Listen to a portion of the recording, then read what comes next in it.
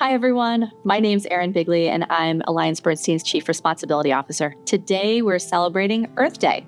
Happy Earth Day.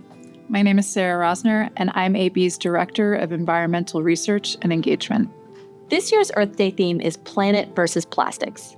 Upstream plastic production and downstream plastic waste pose significant threats to biodiversity and human health, from the chemicals that are released into the air in their manufacturing and use, down to their breakdown as microplastics, which often end up in marine and land environments.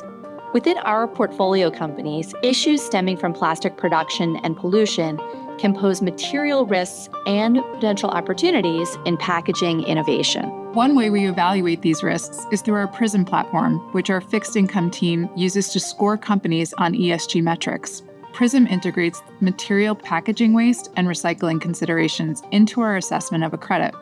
Portfolio companies may address these risks by setting effective strategies to reduce plastics, which can reduce harm to biodiversity and people. Moreover, we hope effective plastic strategies can stimulate innovative opportunities that unlock new products and technologies benefiting both the company and the planet.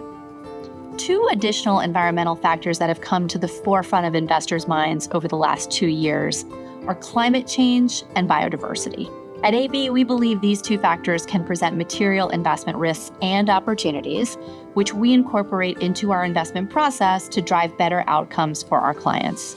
Sara, can you share a bit more on why these risks and opportunities are so significant today?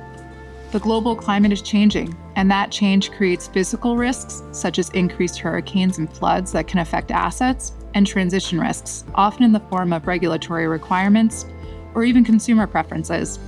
Biodiversity is highly interrelated with climate change, playing a key role in the world's resiliency to a warming world.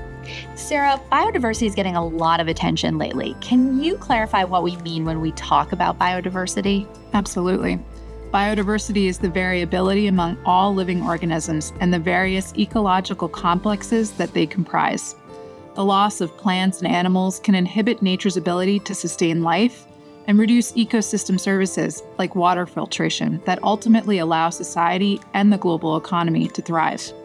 Given the systemic challenges climate change and biodiversity loss can present to issuers within our clients' portfolios, AB seeks to identify and manage these material risks and opportunities in a consistent way. Our playbook for doing this includes education, partnerships with experts, identification of data sources, and the development of tools and frameworks to support our research and stewardship efforts. For example, we developed the Climate Transition Alignment Framework with the goal of identifying companies that are acutely exposed to climate transition risks and opportunities, and engaging with these issuers over the long term to understand how they're preparing their businesses to be successful in a lower carbon economy. We're also collaborating with the National Center for Disaster Preparedness at the Columbia Climate School to update their Natural Hazards Index tool. The tool captures the frequency and magnitude of 14 different natural hazards across the United States and can help investors understand the potential negative impacts natural disasters may pose to investments, such as mortgage-backed securities or municipal bonds. In addition to managing risk, we also try to identify opportunities to invest in issuers that are delivering differentiated climate solutions. This can include buying green bonds or building portfolios that invest in climate innovators and low emissions issuers.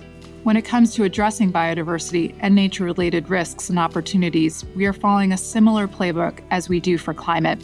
For example, we developed our biodiversity risk matrix, which is focused on identifying issuers that have both a significantly negative impact on nature and are also highly dependent on nature to produce their goods and services.